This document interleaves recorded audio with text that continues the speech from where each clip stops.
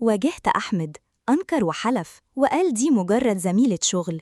حاولت أصدقه، يمكن عشان عايزة أصدقه، يمكن عشان خايفة على صورته اللي اترسمت في خيالي، بس جوايا كانت نار والعة. الأيام عدت والشك ما اتغيرش، بالعكس زاد.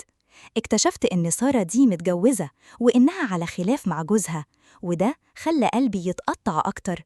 يعني مش بس خيانة، دي خيانة مع واحدة متجوزة، يا خبر أبيض.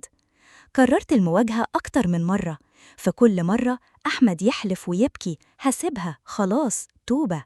دخلت الأهل في الموضوع، حلف تاني قدامهم، والموضوع هدي شوية ظاهرياً، لكن القدر كان مخبي ليا صدمة أكبر. اكتشفت إن أحمد لسه على علاقة بيها، مش بس كده، دول بيتقابلوا وبيصرف عليها وفي بينهم هدايا. حسيت إني اتضحك عليا وكرامتي اتهانت. في عز الصدمة جوز سارة نفسه شك فيها ووصل ليا ولجوزي.